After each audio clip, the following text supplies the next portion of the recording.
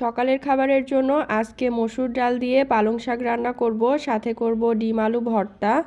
প্রথমেই চুলায় একটা কড়াই বসিয়ে এর মধ্যে দিয়ে দিলাম মসুরের ডাল, আস্ত কয়েকটা রসুন, পেঁয়াজ কুচি, কাঁচামরিচ চেরা, স্বাদ অনুযায়ী লবণ, তেল আর পানি। তারপর সব কিছু একসাথে নেড়ে ঢাকনা দিয়ে ঢেকে ডালটা সিদ্ধ হওয়া পর্যন্ত রান্না করে নিলাম। ডালটা সিদ্ধ হয়ে গেলে এর মধ্যে কুচি করে কেটে নেওয়া পালং শাক দিয়ে নেড়ে চেড়ে মিশিয়ে ঢাকনা দিয়ে ঢেকে রেখে দিচ্ছি। এর মধ্যে পালং শাক থেকে পানি বের হয়ে পালং শাকটা সিদ্ধ হয়ে যাবে আর ডালটা পাতলা হয়ে যাবে।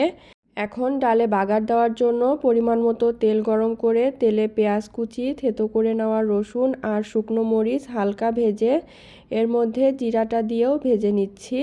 তারপর এর মধ্যে জিরা গুঁড়া, ধনে গুঁড়া, হলুদের গুঁড়া দিয়ে হালকা একটু নেড়ে সিদ্ধ করে নেওয়া ডাল আর পালং শাকটা দিয়ে দিলাম।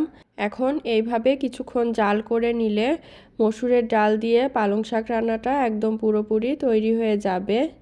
এখন আমি ডিম আলু ভর্তা করে নিব, যার জন্য সিদ্ধ করে নেওয়া ডিম আর আলু নিয়েছি, সেই সাথে ভেজে নেওয়া পেঁয়াজ আর কাঁচামরিচ নিলাম।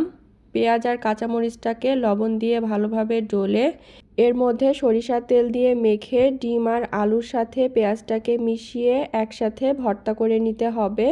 তাহলেই তো ডিম আলু ভর্তাটা তৈরি হয়ে যাবে। রান্না করা শেষ, এখন আমার মূল কাজ হচ্ছে পরিবেশন করা। আমি সুন্দরভাবে প্লেটে প্রথমে গরম ভাত নিয়ে নিলাম, তারপর ভাতের চারিপাশে মসুর ডাল দিয়ে পালং শাক রান্নাটা দিলাম আর মাঝখানে ডিম আলু ভর্তাটা দিয়ে সুন্দরভাবে পরিবেশন করে নিলাম।